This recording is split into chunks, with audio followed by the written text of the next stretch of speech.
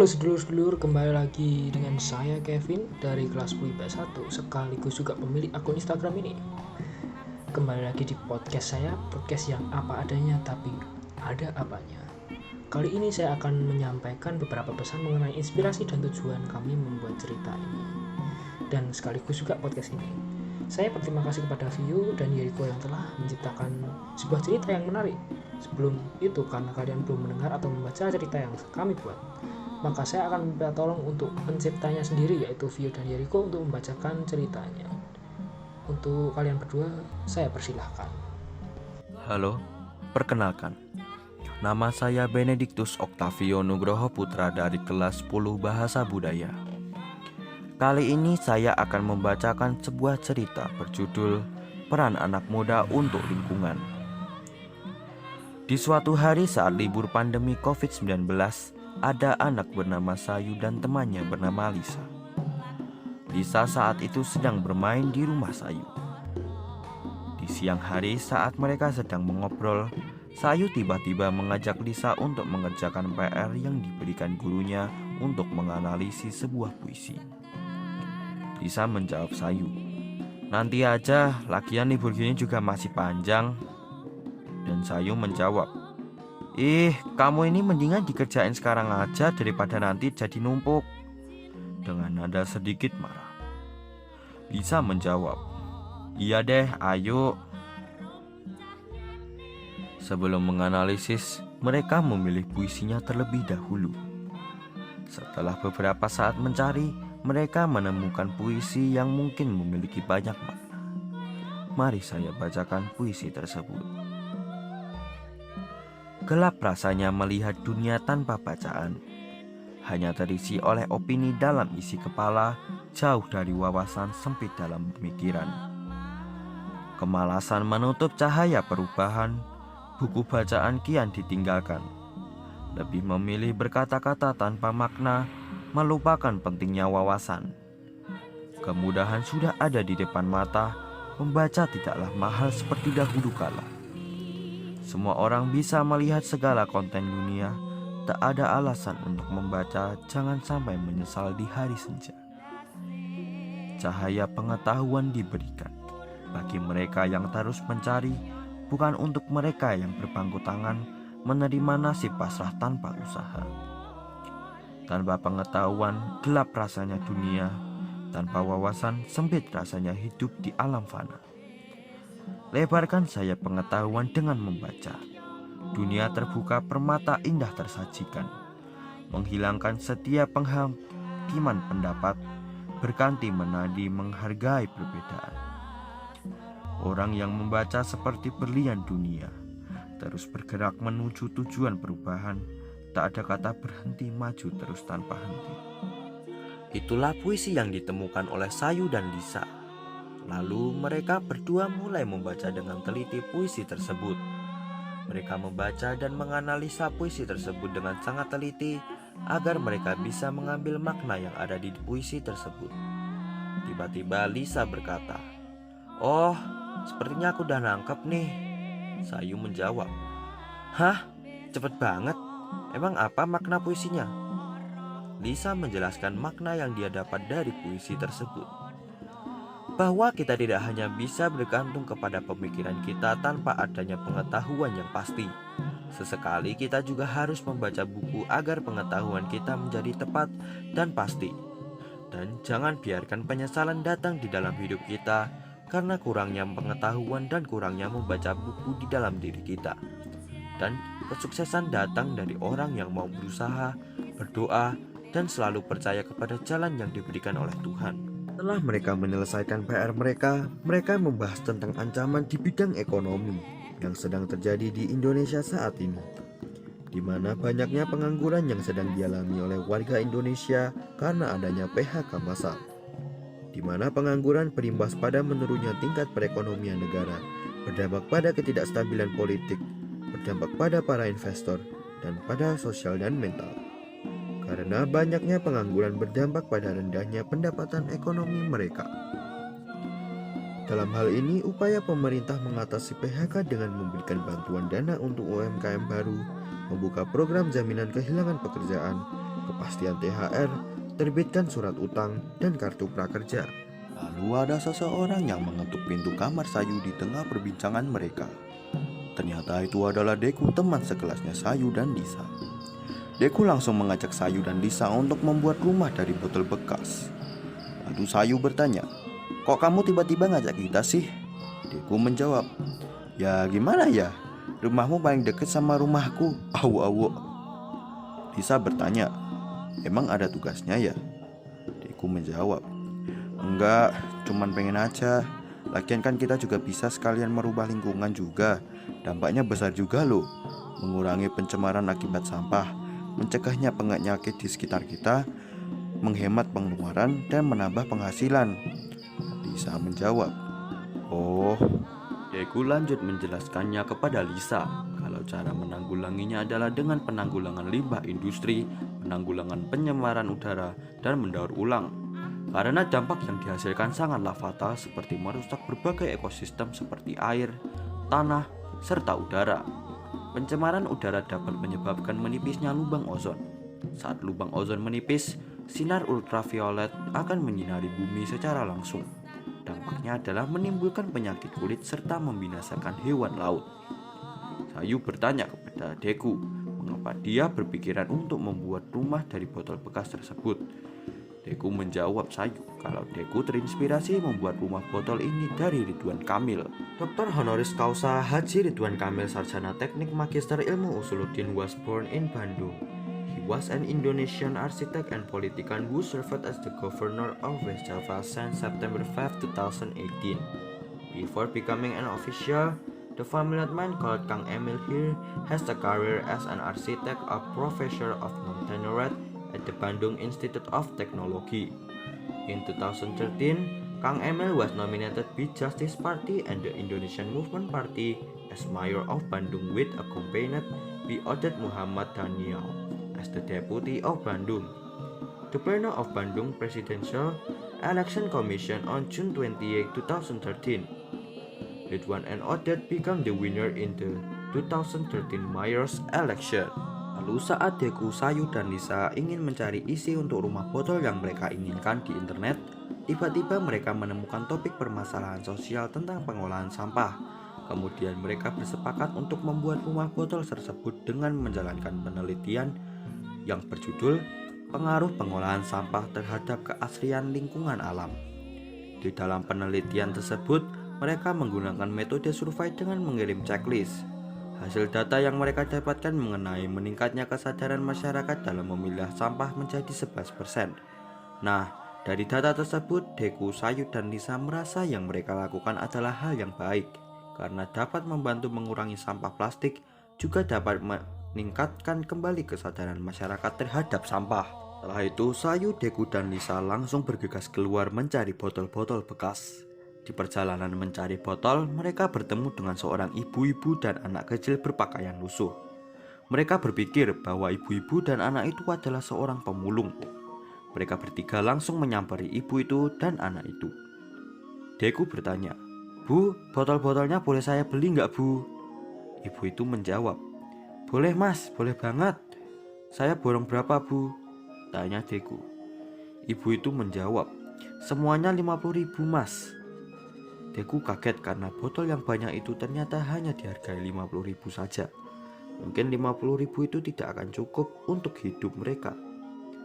Deku bertanya kepada ibu itu, "Ini yakin, Bu? Ini malah kemurahan loh, Bu." Si ibu menjawab, "Iya Mas, yakin." Sebelum membeli, Deku berbincang-bincang dengan ibu itu. Deku bertanya, kenapa botol-botol yang banyak ini dijual murah. Ternyata ibu itu juga ikut harga yang biasanya diberikan oleh pengumpul sampah. "Tempat paling banyak botol di mana, Bu, biasanya?" tanya Deku. "Biasanya paling banyak di restoran-restoran, Mas. Tapi saya pernah, Mas, diusir karena dikira mengganggu pelanggan yang lagi makan di sana." Saat itu Deku pun menyadari bahwa kasta di Indonesia sangatlah dipandang. Mereka tetap mencari botol-botol dimanapun, sampai akhirnya mereka berhasil mengumpulkan banyak botol yang cukup untuk membuat rumah botol tersebut. Setelah terkumpul, Deku, Sayu, dan Lisa pun kembali ke rumah untuk membuat rumah botol itu. Setelah sampai di rumah, mereka langsung menyiapkan alat dan bahan untuk membuat rumah botol tersebut. Karena mereka hanya bertiga, mereka pasti tidak mampu untuk membuat rumah botol itu. Alhasil mereka memanggil teman-teman lainnya untuk membantu membuat rumah botol itu. Lisa menelepon semua teman sekelas mereka untuk datang ke rumah Sayung membantu membuat rumah botol.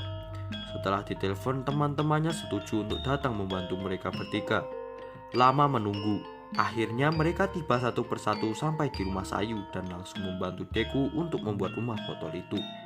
Dia berencana untuk membuat rumah botol yang seukuran rumah biasa. Temannya Deku yang bernama Desta menyarankan untuk membuat kafe sederhana saja, agar botol-botol itu tidak sia-sia tetapi menghasilkan. Deku dan yang lainnya setuju dengan ide Desta untuk membuat warung. Deku langsung menjawab, kalau rencananya mau membuat kafe sederhana mending nyari tempat dulu aja. Oke, ayo langsung nyari aja, jawab Desta. Deku dan Desta langsung pergi mencari tanah kosong untuk dibuat kafe sederhana itu. Tiba-tiba Desta berpikir untuk membuat kafe itu di sekolah saja, agar murid-murid atau karyawan sekolah juga bisa menikmatinya. Deku langsung menyetujui saran Desta dan langsung meminta izin kepada gurunya. Deku membuka handphonenya dan menelpon Bu Sila. Selamat pagi Bu, saya mau minta izin untuk membuat kafe dari botol bekas. Boleh tidak ya Bu? Tanya Deku. Bu Sila menjawab, oh boleh banget Deku, Ibu support kamu. Nanti Bu bakal minta izin ke kepala sekolah. Kamu langsung buat aja sana. Oh baik Bu, terima kasih banyak, jawab Deku dengan senang. Deku mengabari ke yang lainnya untuk ke sekolah sekarang, sekalian membawa alat dan bahan yang sudah mereka dapatkan. Mereka langsung bergegas ke sekolah dengan alat dan bahan yang mereka punya. Sampai di sekolah, mereka langsung menggunakan tempat yang mungkin tidak terpakai di dekat kantin sekolah dan bergegas membuatnya sebelum maghrib. Para lelaki bertugas untuk membuat kafenya dan yang cewek bertugas menyiapkan minuman dan penyemangat kepada lelaki. Para lelaki sangat bersemangat dalam membuat kafe itu karena mereka mungkin bisa membuktikan idenya yang bagus ke sekolah. Mereka membuat kafe itu dengan desain sebagus mungkin agar terlihat bersih, rapi, dan menarik.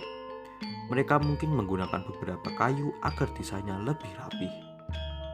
Akhirnya, setelah mungkin 3 jam membuat, mereka berhasil menyelesaikan kafe tersebut dengan baik dan kokoh. Tetapi sebelumnya mereka ingin menghias halaman kafe botol mereka dengan kerajinan bunga yang berasal dari botol bekas. Mereka ingin menaruh hiasan kerajinan budaya juga di salah satu sisi terpendek halaman untuk menambah keindahan rumah botol tersebut. Di setiap sudut halaman terdapat tempat sampah untuk mengingatkan mereka agar selalu membuang sampah pada tempatnya. Maka, halo, saya Yeriko dari kelas IPS 2 nomor absen 24.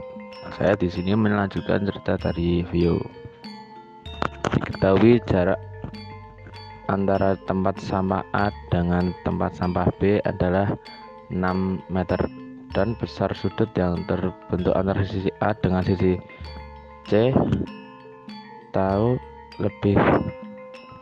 sudut B adalah diameter botol plastik untuk membuat kerajinan bunga tersebut adalah 25 cm. Maka berapa banyak botol plastik yang mereka butuhkan? Sudut A sama dengan 180 derajat dikurangi dalam kurung sudut B plus sudut C. Sudut A sama dengan 180 derajat dikurangi dalam kurung 75 derajat plus 60 derajat. Sudut A sama dengan 180 derajat dikurangi 135 derajat. Sudut A plus 45 derajat. Setelah mereka mencari besar sudut A, mereka mencari panjang sisi A dan memanfaatkan aturan sinus yang mereka pelajari. A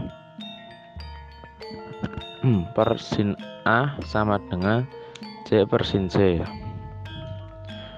A per sin 45 derajat sama dengan C per sin 60 derajat.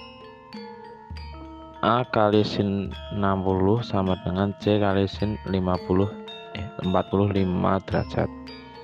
A kali sin 60 derajat sama dengan C kali sin 45 derajat. A kali sin 60 derajat sama dengan 6 kali sin 45 derajat. A kali 3 akar 3/2 sama dengan akar 12/2. A sama dengan akar 12/2 dikali 2 akar 3. A sama dengan akar 12 per akar 3. A sama dengan akar 4. A sama dengan 2. Setelah mencari panjang sisi A, kemudian mereka mencari panjang sisi B untuk menentukan berapa sisi terpendeknya. A per sin A sama dengan B per sin B. A per sin 45 derajat sama dengan B per sin 75 derajat. A kali sin 75 derajat sama dengan B kali sin 45 derajat. 2 kali sin 75 derajat sama dengan B kali sin 45 derajat. 2 kali akar 2 plus akar 6/4 sama dengan B kali akar 2 per 2. Akar 2 plus akar 6/2 sama dengan B kali akar 2 per 2. B sama dengan akar 2 plus akar 6/2 kali 2 akar 2 per akar 2. B sama dengan akar 2 plus akar 6 per akar 2. B sama dengan akar 6. Jadi panjang sisi terpendek adalah sisi A, yaitu 2 meter atau setara dengan 200 cm. Dari perhitungan di atas, sisi A merupakan sisi terpendek dari halaman itu. Maka dari situ mereka dapat menentukan berapa banyak botol plastik yang mereka butuhkan. Banyak botol plastik sama dengan panjang sisi A per diameter botol, sama dengan 200 per 25 sama dengan 8. Jadi banyak botol yang mereka butuhkan untuk membuat kerajinan bunga adalah 8 botol. Setelah mereka selesai menghias halamannya, mereka juga harus memikirkan bagaimana strategi pemasarannya agar para murid dan guru datang. Mereka memilih cara pemasaran yang efektif belakangan ini dengan menggunakan media sosial seperti WhatsApp, Facebook, Instagram, dan lain-lain agar para murid dan orang-orang yang lain lebih tertarik. Mereka semua juga berencana menjual Mercedes, baju logo sekolah dengan tambahan motif batik yang inginnya dari berbagai daerah Indonesia. Teguh memberikan saran kepada mereka untuk menggunakan box yang mirip dengan box pizza agar bisa mengikuti tren yang sedang sering digunakan saat ini. Mereka setuju dengan ide Teguh dan menggunakannya untuk kemasan Mercedes. Setelah mereka berbincang-bincang tentang rencananya, hari pun mulai gelap dan mereka pun pulang di rumah masing-masing. Dikarenakan rumah Lisa yang jauh, saya mengajak Lisa untuk menginap di rumah saya saja terlebih dahulu, karena saya takut terjadi apa-apa pada saat itu di perjalanan. Lisa pun mengikuti saran saya untuk menginap di rumah Lisa untuk semalam. Mereka pun ke rumah saya dengan berboncengan menggunakan motor. Di perjalanan pulang, mereka berdua mengobrol tentang hal-hal yang sudah mereka lakukan sejak tadi pagi. Dan akhirnya mereka pun sampai di rumah Sayu, dan Sayu langsung menyuruh Lisa untuk mandi terlebih dahulu untuk mengajak Lisa makan malam. Setelah mereka selesai mandi dan makan malam, Sayu mengajak Lisa ke kamarnya untuk mengobrol dan membaca buku atau juga melakukan hal lainnya.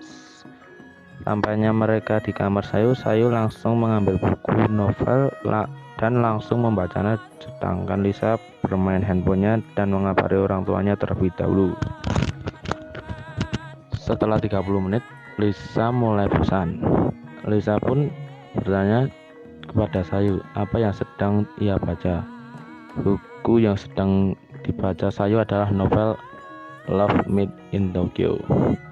Karena Lisa ingin tahu bagaimana ceritanya, Sayu menceritakan ke Lisa dengan singkat.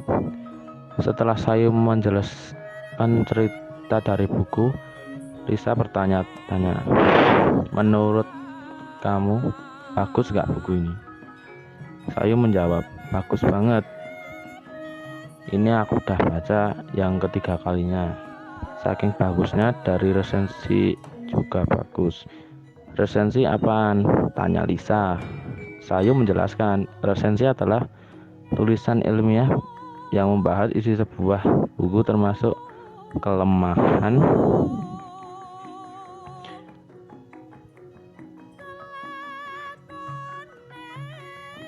dan keunggulan untuk diberitahukan kepada pembaca. Cara menyusun resensi juga tidak mudah. Kita harus mengetahui kerangka umum resensi, memperhatikannya buku tersebut secara detail, mulai membaca novel, tulis pendapat atau argumen, menulis isi novel secara ringkas dan padat, dan memberikan kesimpulannya. Lisa bertanya, oh terus apa lagi? Nah, di dalam resensi juga ada unsur resensi. Unsur resensi tersebut ada 1 judul, 2 identitas buku, 3 isi resensi buku, dan 4 penutup resensi buku. Makanya kalau mau membuat resensi buku novel harus sabar dan teliti, karena resensimu itu akan dibaca orang lain. Jawab Sayu. Lisa pun menjawab, susah juga ya. Iya, makanya kalau mau meresensi buku memang harus sabar dan teliti, jawab Sayu. Jam pun sudah menunjukkan jam setengah 11 malam. Sayu mengajak Lisa untuk tidur dan beristirahat karena seharian tadi mereka sudah banyak beraktivitas dan mereka pun tertidur dengan banyak. Sekian dan terima kasih. Oke, mantap sekali. Terima kasih Vio dan Yeriko telah membantu saya membacakan ceritanya. Oke, kali ini saya akan menyampaikan yang pertama, mengapa Ridwan Kamil masuk dalam cerita tersebut dan mengapa saya berfokus kepada Ridwan Kamil. Saya terinspirasi oleh karya Ridwan Kamil, yaitu Bottle House. Menurut saya rumah tersebut sangat menarik. Saya mendapat inspirasi sehingga cerita dan podcast ini bisa tercipta. Beliau menciptakan rumah yang didesain dengan salah satu material rumahnya yaitu botol. Dari situ saya langsung mendapat inspirasi karena beberapa materi yang harus dikolaborasi berkaitan dengan lingkungan dan kerajinan. Saya di sini mencoba untuk menyampaikan lewat cerita yang teman-teman saya buat untuk pendengar. Jadilah kreatif dengan juga memanfaatkan dan berkontribusi dalam menyelesaikan masalah lingkungan. Mungkin teman-teman sekarang tidak begitu peduli masalah lingkungan karena belum begitu terasa. Namun untuk kedepannya pasti lambat laun akan terasa. Maka dari itu saya dalam podcast ini bersama teman-teman saya mencoba menyampaikan lewat inspirasi Ridwan Kamil untuk lebih peduli pada masalah lingkungan. Bisa dilihat di dalam cerita yang dibacakan, banyak cara untuk jadi kreatif dengan memanfaatkan sampah. Dengan industri kerajinan yang bertambah, diharapkan ekonomi saat pandemi seperti ini semakin membaik juga. Oke, mungkin itu pesan dari saya untuk podcast dan cerita ini. Semoga ini menjadi renungan bagi kita, inspirasi bagi kita, dan semangat bagi kita untuk lebih kreatif. Akhir kata mohon maaf, semoga kita bisa berjumpa lain kesempatan. Terima kasih telah mendengar podcast saya, podcast yang apa adanya tapi ada apanya. Salam.